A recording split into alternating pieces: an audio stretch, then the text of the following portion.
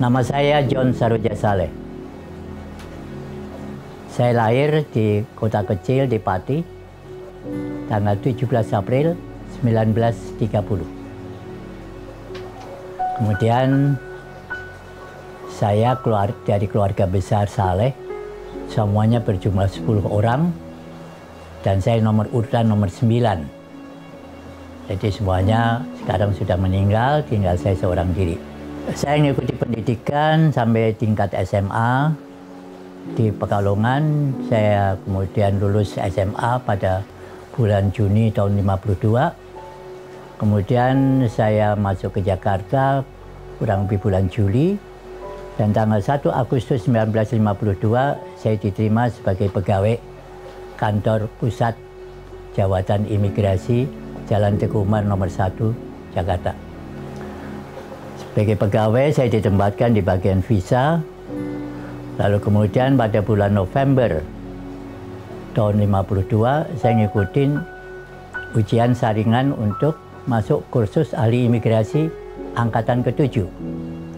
Dan saya dinyatakan lulus. Kemudian tanggal 26 Januari 1953 saya resmi menjadi pegawai imigrasi dalam pendidikan. Kemudian saya lulus 3,5 bulan kemudian pada tanggal 1 Mei 1953. Selama pendidikan saya ditempatkan sekolahnya atau pendidikan atau kursusnya di kantor imigrasi Jakarta Raya di Jalan Pintu Besar Selatan.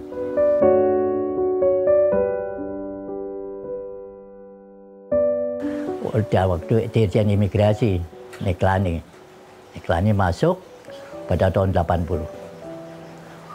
Kemudian dia berikan arahan. Dia 7 tahun dia atasi pertahanan di Amerika, dibuang sama ini kan Pak Harto pada waktu itu. Balik dia memang pakar intel, kasih arahan semuanya, mulai eselon 2 sampai 3 sampai semuanya di lantai 5 di Cikini.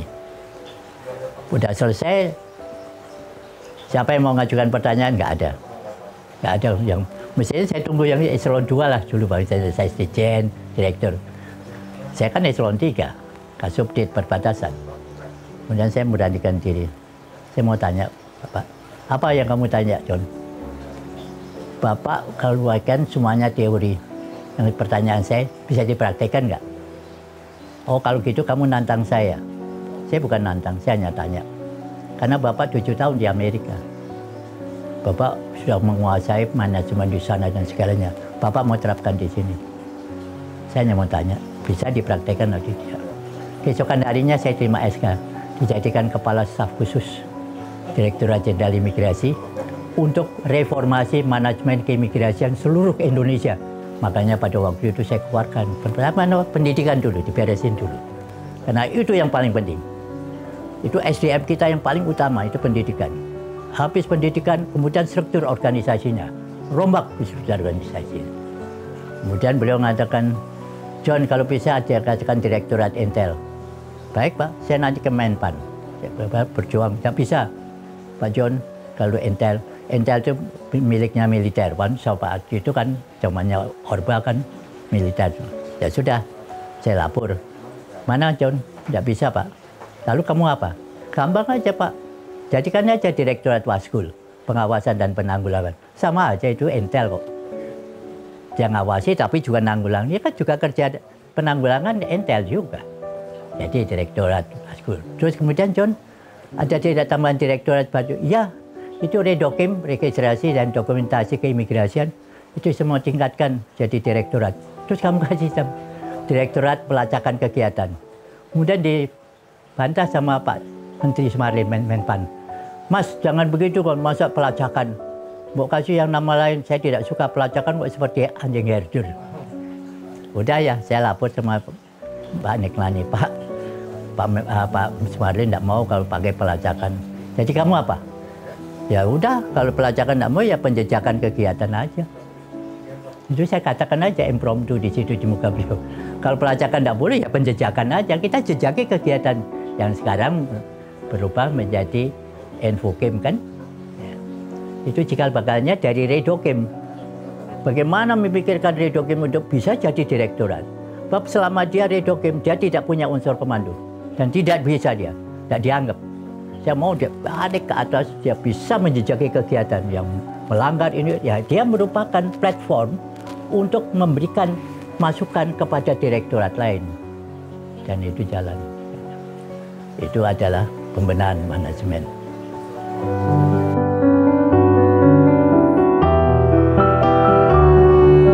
Kedepannya memang akan sulit kita bisa mengatakan secara pasti apa yang harus kita hadapin. Masalahnya teknologi informasi itu sudah demikian pesatnya. Sekarang kita mencari sudah bukan 4G tetapi 5G. Sudah akan masuk di situ, terus masuk digitalisasi. Sedangkan pengaruh lingkungan, pengaruh dari luar itu juga harus kita hadapi dengan sedemikian, dengan cara yang smart. Kita tidak bisa seperti kemudian mengandalkan kekuatan otot atau apa, tapi just be smart. Ancaman yang dari luar itu harus kita hadapi dengan smart. Setiap orang asing yang datang ke sini itu tentu punya kepentingan. Nah, kepentingan apa yang mereka itu bawa? Itu kewajiban dari kita, orang imigrasi yang bergerak di bidang intel. Bagaimana bisa menghimpun semua data informasi untuk mencegah jangan sampai ada hal negatif yang masuk di negara kita. Nah, ini tantangan yang besar. Jadi ini adu lomba dengan teknologi informasi. Juga adu lomba dengan smartness dari orang SDM kita. Oleh karena itu saya katakan, pejabat imigrasi harus tangguh, tanggon, tanggap, terampil, wibawa. Hanya itu yang bisa dia harus tangguh, harus solid dia. Tapi dia harus tanggap. Jadi dengan demikian dia dengan juga akomodatif, dia tanggon ya. Udah tangguh, tanggap, tanggon, kemudian terampil, smart, baru dia bisa wibawa. Kalau tidak akan sulit benar. Saya senang sudah ada Poltekin. Mudah-mudahan nantinya bisa benar-benar melahirkan kader-kader imigrasi era milenial yang benar-benar sesuai dengan yang saya minta itu. Tangguh, tanggon, tanggap, terampil, wibawa.